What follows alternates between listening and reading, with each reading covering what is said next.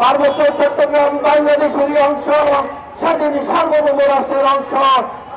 প্রশাসন যদি কোনো অবস্থাতেই সেটাকে ব্যত্যয় ঘটায়, তাহলে পার্বত্য চট্টগ্রামের মানুষ সেই অস্ত্র হাতে নিয়ে পার্বত্য চট্টগ্রামকে আমরা বিশেষভাবে জানাতে চাই, আদিবাসী এই চন্দ্র দিয়ে পার্বত্য চট্টগ্রামকে আপনারা দখল করতে পারবেন না। আপনারা সরে আসুন। আদিবাসী পার্বত্য চট্টগ্রামের নিয়ে যদি কোন সরকারও সে সিদ্ধান্ত দিয়ে দেয়, প্রয়োজনের সরকারকে আমরা হটিয়ে দেব। চট্টগ্রাম পার্বত্য চট্টগ্রাম বাংলাদেশের অংশ। আমরা জীবন দিতেছি, আমরা জীবন দিতে শিখেছি, আমরা অস্ত্র জমা দিয়েছি, আমরা এখনো ট্রেনিং জমা দেয়নি। এখানে অনেক লোক বিজেপিতে আছেন,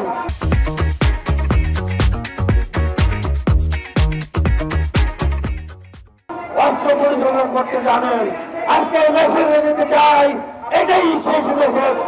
একটি বাঙালি যদি হত্যা হয়, পার্বত্য চট্টগ্রাম নাগরিক পরিষদ অস্ত্র দিয়ে অস্ত্রের মোকাবিলা করবে। পার্বত্য চট্টগ্রামকে আমরা কোনোভাবেই স্বাধীনতার কর্ম হতে দেব না।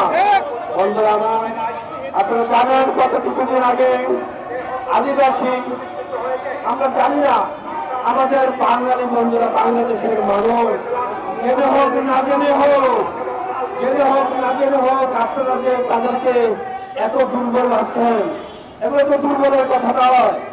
আমরা তাদেরকে নিয়ে বসবাস করছি। আমরা চাচ্ছি পাহাড়ি বাঙালি ভাই ভাই একসাথে থাকতে চাই। আমরা সবসময় শান্তিপ্রিয় মানুষ, শান্তিতে বসবাস করতে চাই। আমরা বিশ্বাস করি একটি বাগানে অনেক ধরনের ফুল থাকে, অনেক ধরনের ফুল না থাকলে বাঙালির সৌন্দর্য দেখতে পাই না। বন্ধুরা, পাহাড়ি বাঙালি আমরা একসাথে বসবাস করতে গেলে আমাদের সৌন্দর্য দেখতে পাই, কিন্তু বিশেষ একটি চক্র অত্যন্ত সুপরিকল্পিতভাবে পার্বত্য চট্টগ্রামকে নিয়ে তারা যে ষড়যন্ত্রে খেলছে, সেটি তো সুন্দর হতে দেয় না। বন্ধুরা আমার, আদিবাসী সেই কথাগুলো আপনারা জানেন। আদিবাসী শব্দটা কি? বাংলাদেশে আদিবাসী নেই। আপনি আদিবাসী নিয়ে আসছেন কেন? আদিবাসী হলে পার্বত্য চট্টগ্রামকে তো রক্ষা করা যাবে না। তারা যে ষড়যন্ত্র করছে বাংলাদেশ থেকে, পার্বত্য চট্টগ্রাম থেকে বাঙালিদের উচ্ছেদ করার, আদিবাসী শব্দ লাগানোর পরে সেটি তারা আরো শক্তভাবে পরিপূর্ণভাবে বাস্তবায়ন করতে চাচ্ছে। তাই আপনাদের মাধ্যমে আমরা জানিয়ে দিতে চাই, বন্ধুরা, এই আদিবাসী আন্দোলন আমরা কখনো সফল হতে দেব না। পরিশেষে আমাদের বক্তব্য রাখবেন। আপনাদেরকে জানাচ্ছে, বন্ধুরা, পার্বত্য চট্টগ্রামের মানুষ অত্যন্ত অসহায় এবং নিরস্ত্র। আপনারা সাংবাদিক বন্ধুরা এই মেসেজটুকু সরকারের কাছে পৌঁছিয়ে দিন। আমরা শান্তিপ্রিয়, শান্তিতে বসবাস করতে চাই। আমরা আদিবাসী নই, আমরা বাংলাদেশী। ধন্যবাদ সকলকে। ধন্যবাদ রাজু ভাইকে। আমরা আরেকটি মেসেজ দিতে চাই আপনাদেরকে। সেই মেসেজটি হলো, আপনারা দেখেছেন যখন কোটা আন্দোলন শুরু হয়েছিল, আমাদের ভাইরা রাজপথে নেমে যখন আন্দোলন করেছিল, তখন এই আদিবাসীর ব্যানারে এসে তারা আমাদের এই আন্দোলনের বিপক্ষে অবস্থান নিয়েছিল।